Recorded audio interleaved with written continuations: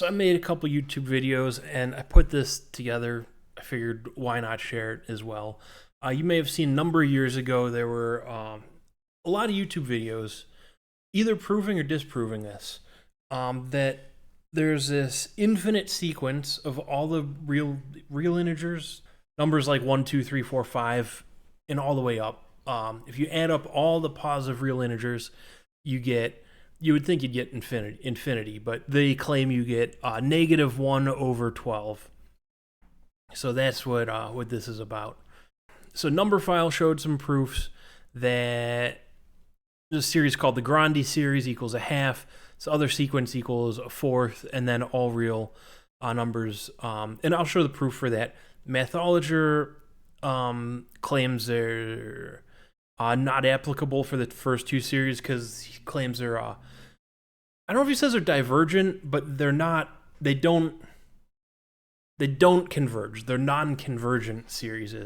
The third one's divergent, equals infinity. I actually agree with them, and I think I put these check marks.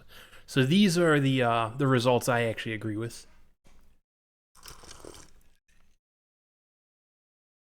Although you don't have to agree with Numberphile on the first two, I think those are contentious and up for debate.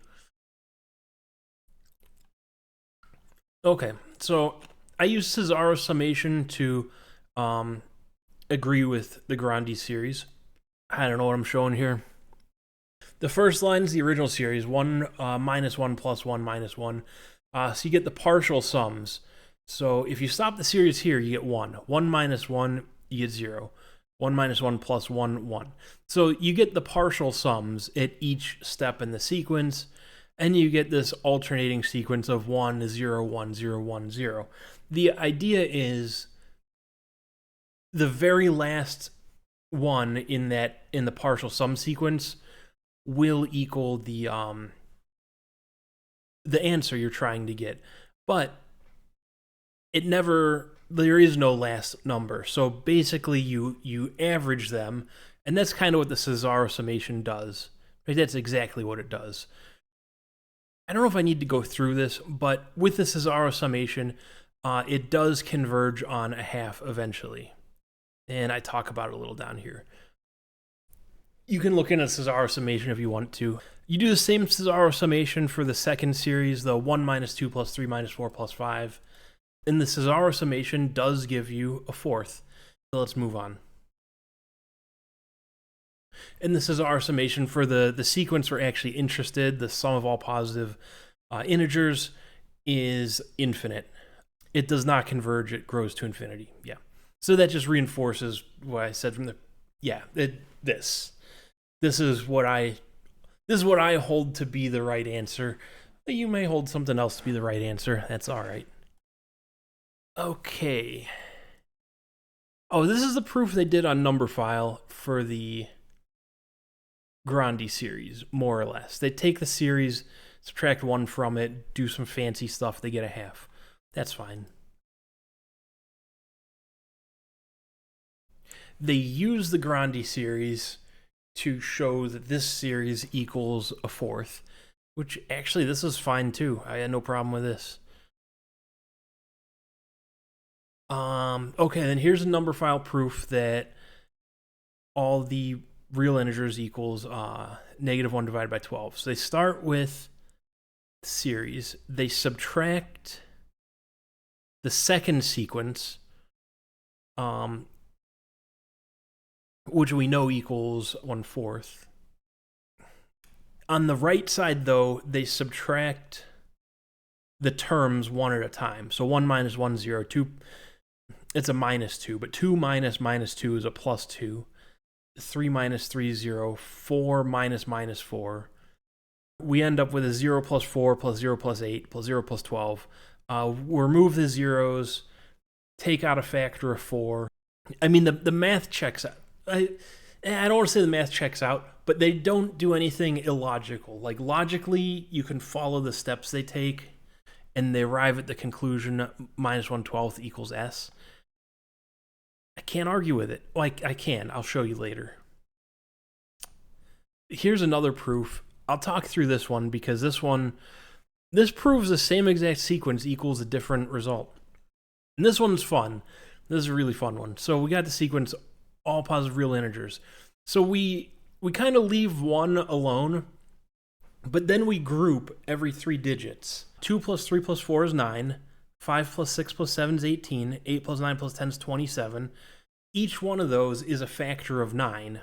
Move the 1 down, and then we remove the factor of 9 from each of these new terms we created, and we get 9 times 1, 9 times 2, 9, and you know, this equals the sequence above it. But wait a minute, if we have 9 times 1 plus 2 plus 3 plus 4 plus 5 plus 6, this is the same sequence we started with. So S equals 1 plus 9S. Ooh, and now this is getting spicy.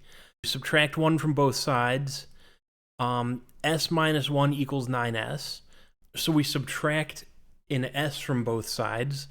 We get minus 1 equals 8S. And then we get minus 1 divided by 8 equals S. Because, yeah, here we divide both sides by 8. It all checks out. The math, like the logic checks the same way the number file proof.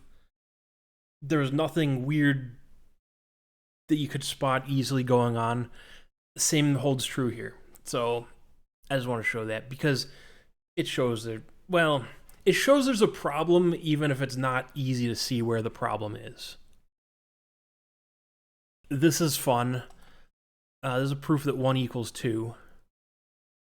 So we just say A equals B. That's a statement of fact that we just pretend it's true. So then we multiply both sides by A, subtract B squared from both sides, and then we can refactor it. This is all normal. Like on the left here, this is FOIL to get back up to that. Right? First outer or last, something like that. This, there's a factor of B on both sides. We take B out of it. Divide both sides by A minus B. No problem.